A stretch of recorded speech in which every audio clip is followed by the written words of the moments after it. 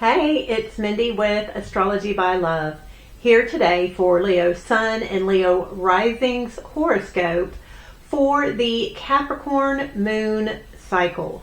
So we are getting started on January 18th at the new moon in Capricorn and going until February 17th with the eclipse, the new moon eclipse in the sign of Aquarius. I appreciate you hanging out with me today. Please like and subscribe. I've got some cool links down below. Check those out. Please share this video with anyone you know who may be wanting to live their life more in line and in sync with the universe. Let's go ahead, jump in, and get started.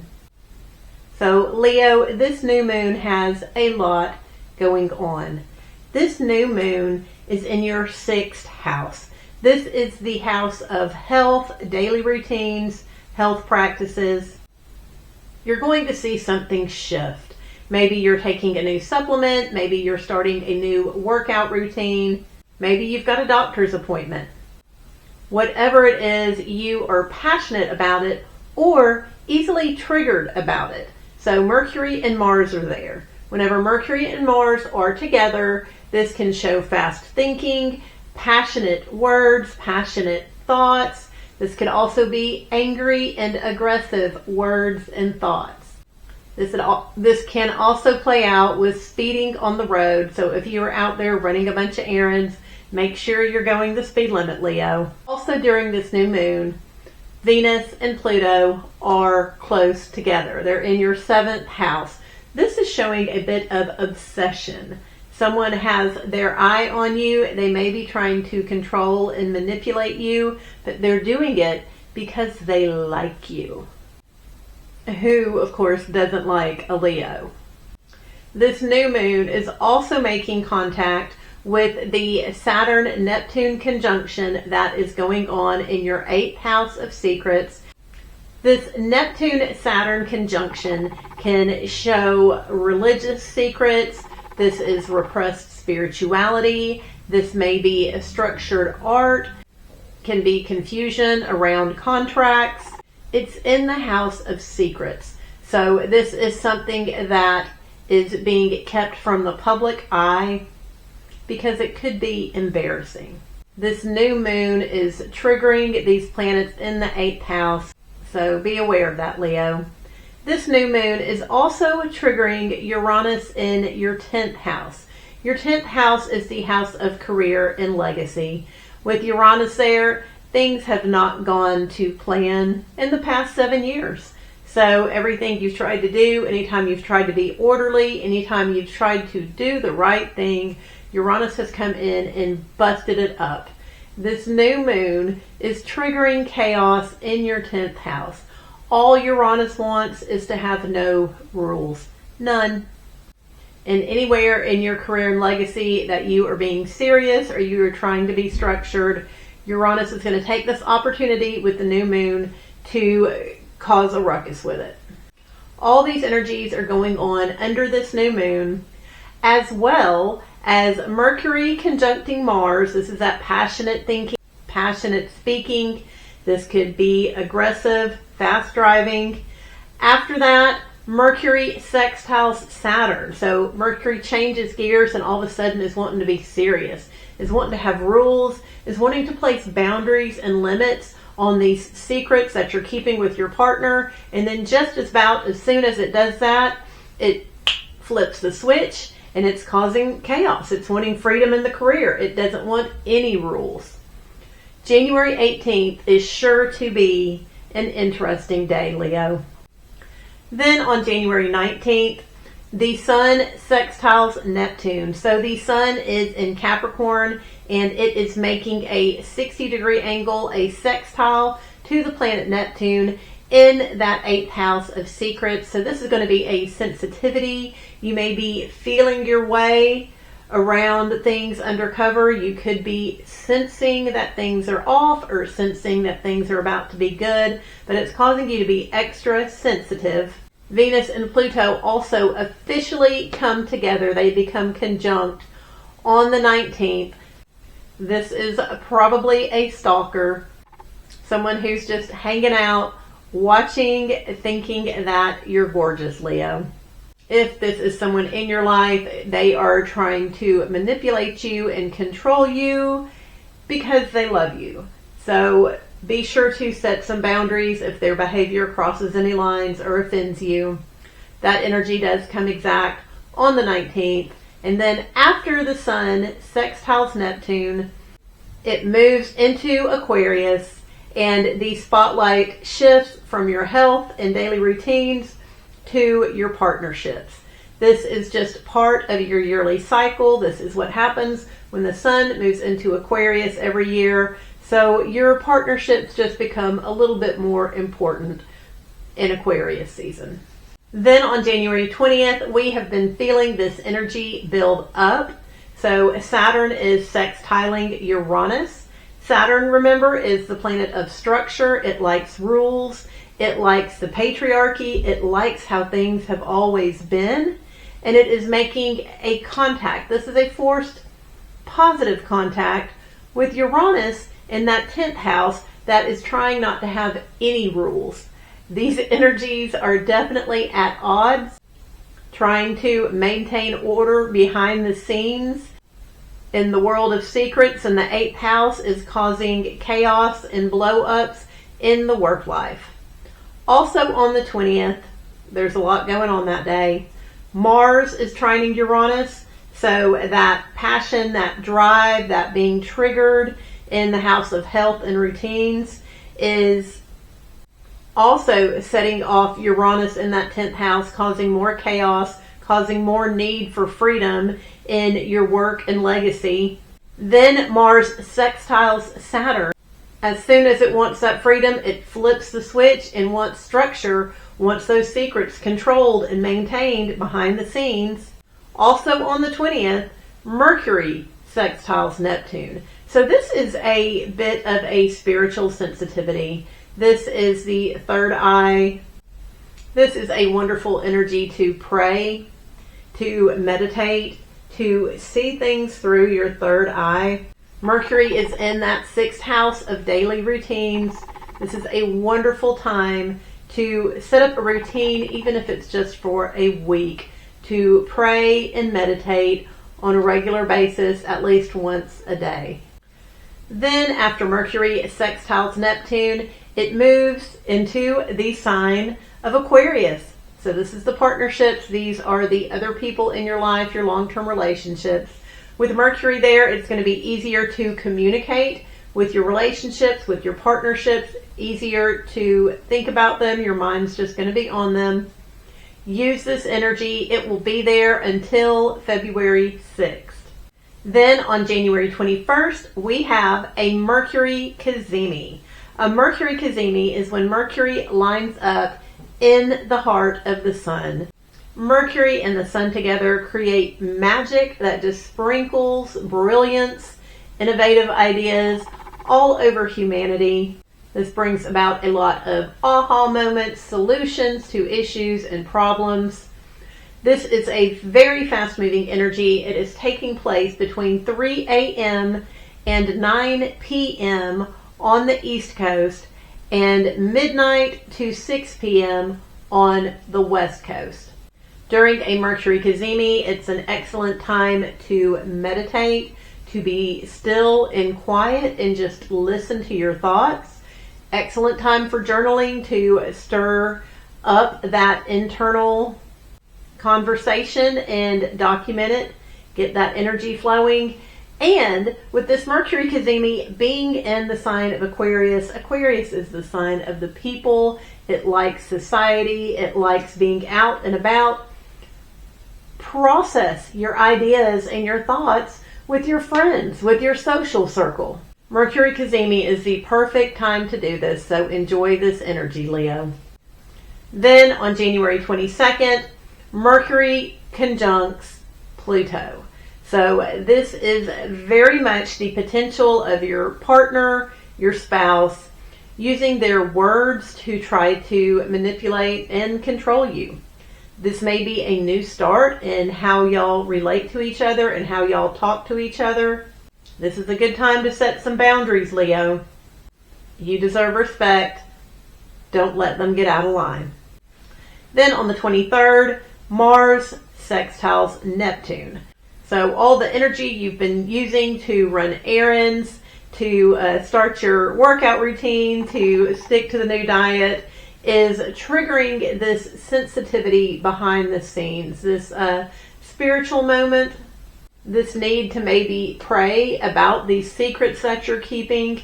Mars is at this 60-degree angle, and the energy and potential aggressiveness is just causing that spirituality and that sensitivity on the 23rd. Also on the 23rd, the Sun conjuncts Pluto. So this is taking place in that 7th house. So this is someone, a masculine figure, maybe some type of leader that is stepping up, trying to control you, maybe a little bit obsessed with you. This is a fast-moving energy. Once again, set those boundaries if you need to, Leo. Then after Mars sextiles Neptune on the 23rd, it moves into Aquarius. So there are now 5 planets in Aquarius. This is your 7th house, your house of partnerships. There's a lot going on in your relational world right now. The majority of this energy is surrounding your partner, but remember, Leo, you're important too. Then on January 26th, Leo, you may not feel this energy, but Neptune will be moving into Aries. So Neptune has been in the sign of Pisces for most of the past 13 years. It has been causing some sensitivity and potential confusion when it comes to secrets with your partners.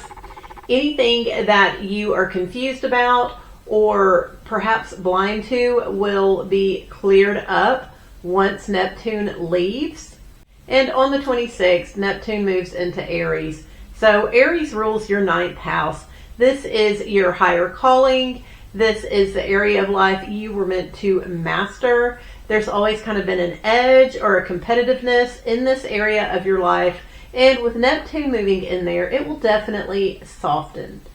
It will be a kinder, more gentler climb, journey, and experience over these next 13 years, Leo. Then on the 27th, Leo, I want you to be careful. So Mars is conjunct Pluto. So when Mars and Pluto are together, this is a signature of violence. This is in your 7th house of other people. This could indicate someone getting violent towards you. Definitely keep yourself safe. Watch out for your surroundings on the 27th. We're going to feel this energy building on the 25th and the 26th, but it comes exact on the 27th. Just be aware of this and do what you can to be aware of your surroundings. Protect yourself. Maintain those boundaries, Leo. Then on the 29th of January, Mercury and Venus come together in that 7th house. This is a lighter energy for your partner and the people that you are attracting in. When Venus and Mercury are together, this is sweet words, this is laughter, this is jokes.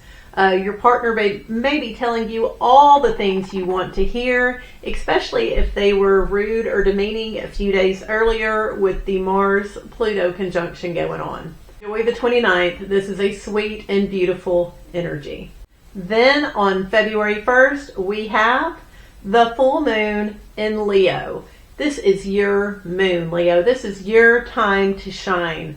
All this energy has been going on around your partner, stimulating them, blessing them, causing them to be dramatic and forceful. But this moon is all about you. This is your time to shine.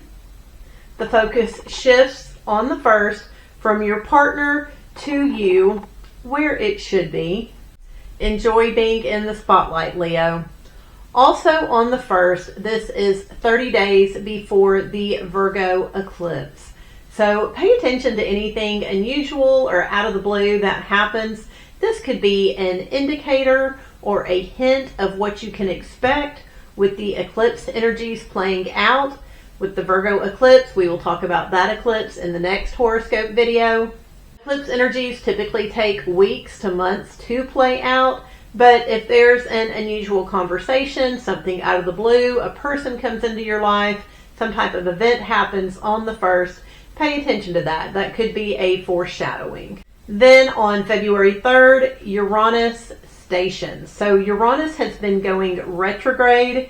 It's in that 10th house of career and legacy. It's been causing all that chaos, all that destruction of your well-laid, well-thought-out plans. As it stands still in the sky, you may experience some anxiety about your work life. Some new drama may break out. Just be aware, on the 3rd, Uranus is doubling down its energy in that 10th house of career. Then on the 5th, Mercury in that 7th house, your partnerships, communicating with your spouse and your partners. Mercury squares Uranus. So something about conversations you're having with those long-term partnerships in your life are temporarily cut off, or the flow of conversation is stopped somehow. This is a fast-moving energy, but expect there to be some sort of disruption in conversation due to chaos in your work life.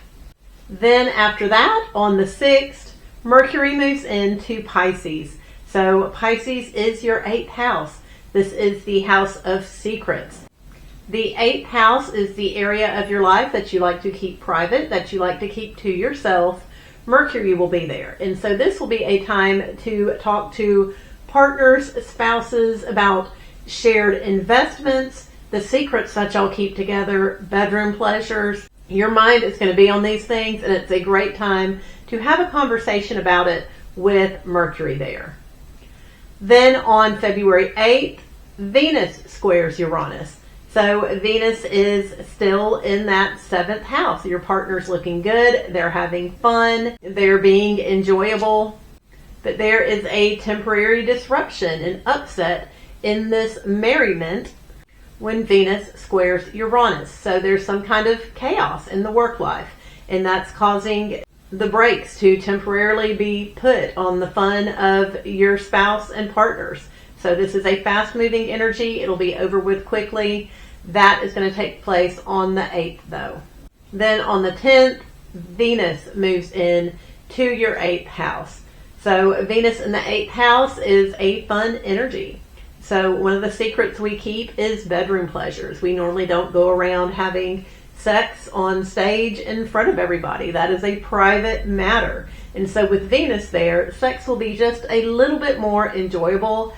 Definitely exercise this pleasure, Leo. Venus will be there for the next few weeks, so enjoy this energy. Then we're feeling some more shifts. On February 13th, Saturn moves in to Aries. Aries rules your 9th house. This is the long game, the area of your life you're wanting to master. This is long distance travel. With Saturn there, traveling is going to be a little bit more burdensome. It's going to require a little bit more planning, a little bit more discipline to make it happen. Perhaps when you travel, you're having to be in charge, or you're traveling for work. This is also a time to button down on your studies. Any sort of learning you've been putting off, Saturn's going to bring it to the forefront. It's time to get serious about your calling and what you are here on Earth to do, Leo. So Saturn will be in your 9th house in Aries for the next 2.5 years. Go ahead and accept it and start getting stuff done. Then on February 14th, Valentine's Day, we don't have any exact planetary energy. However, the moon is applying to a trine to Uranus on that day. So whatever plans you have for Valentine's Day, just throw them in the air. The moon applying to Uranus is rearranging things, is having surprising things pop up, shift what it was you were going to do. Whatever plans you had, hold them loosely. Be open to rearrangements, roll with it. It'll still be a fun day. It's just not going to be the day you had planned. Then on February 16th, the Sun squares Uranus. So the Sun is still in that 7th house of partnerships. shining its light on this area of your life. And this spotlight on your partner is temporarily interrupted and disrupted from Uranus. Chaos or freedom in your work life is causing a hiccup in your partnership again. This is a fast-moving energy, though. Also on the 16th, Mercury, which is in that 8th house of secrets, you're having conversations about investments, about sex, about addictions, all that stuff you're wanting to keep private. Mercury is trining Jupiter. So if ever there was a wonderful day to talk about all your secrets with the people you're keeping them with, it is the 16th. Don't talk about work. That's causing frustrations in the relationship. But talk about these secrets. So this trine to Jupiter is putting a positive light on it, a best case scenario type of vibe. Let's lean into the good on the 16th.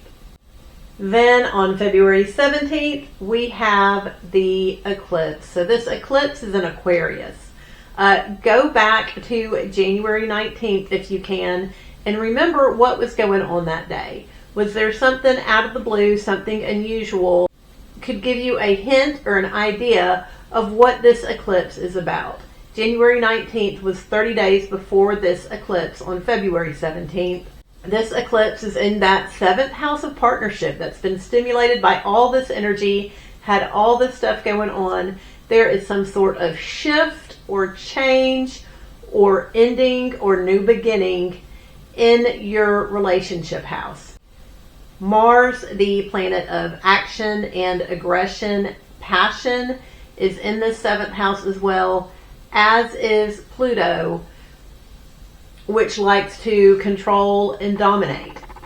This may be an excellent time for you to learn to have boundaries and set boundaries, Leo. You may feel like people in your life are trying to control you, pick on you, unnecessarily compete with you. It takes a few weeks, a few months for eclipse energies to play out, so be aware that this energy could drag on a little bit.